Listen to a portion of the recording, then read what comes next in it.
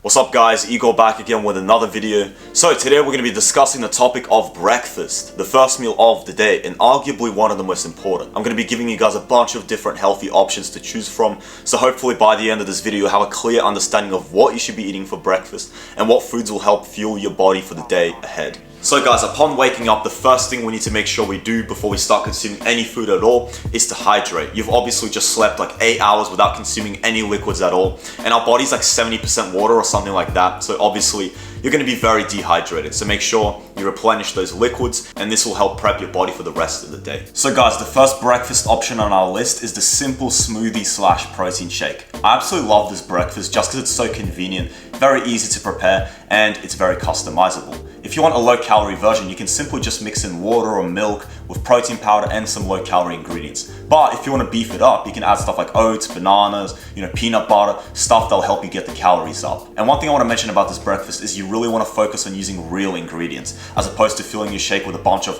highly processed garbage. Because if you fill it with real ingredients, you're just going to feel so much better during the day. You'll get high-quality calories in your system and you'll have better workouts as a result. Now, one thing I wanted to mention is if you're not hungry in the mornings, then you don't necessarily need to eat breakfast. There's this myth flying around the fitness world that everyone must eat breakfast, that it's the most important meal of the day. But in real life, it's totally dependent upon the individual. Everyone's going to be different. If you're someone who has an office job in the mornings and you're going to be quite sedentary during the day, not doing much exercise, then you don't necessarily need to eat breakfast. If you want to fast, you can totally do that. You need to ask yourself, what does this breakfast help me accomplish? If you're going to the gym in the mornings, then definitely have your breakfast. It'll help fuel your muscles. But again, like I mentioned, if you're not going to be doing much physical exercise, it's totally okay to skip breakfast and to spread your calories across the day in a different way. So the second breakfast option on our list, and by far my favorite, is the simple eggs. I absolutely love this breakfast. It's full of protein, full of vitamins and minerals, and it makes you feel incredible. Now, the great thing about eggs is they're super versatile. There's so many different ways you can prepare them. You can have them fried, you can have them scrambled, you can put them on toast, you can turn it into an omelette and add vegetables and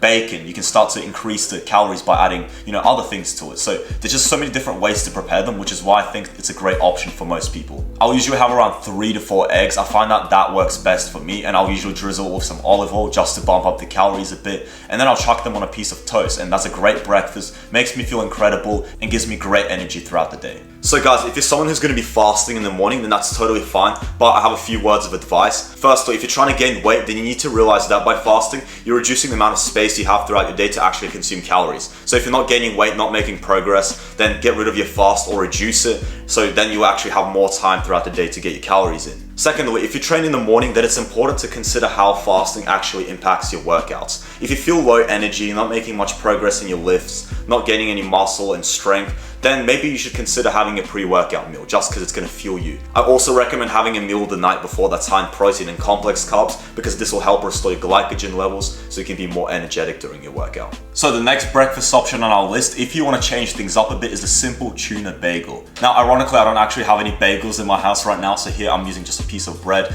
but I find that there's a great way to just change things up a bit and get some seafood into my system.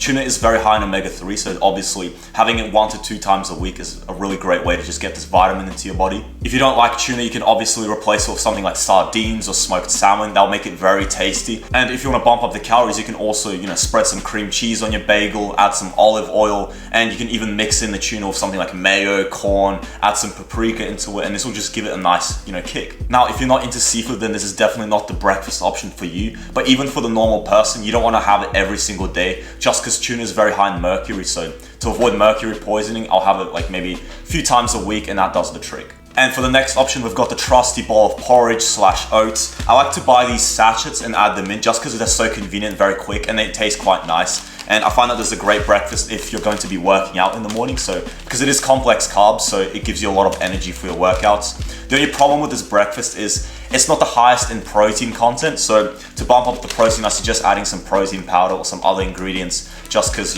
we do want to have high protein in our breakfast because if we don't, we won't make as much gains. So guys, I also wanted to mention that at the end of the day, what you eat for breakfast is going to be completely up to you. What might work for one person might not work for the other.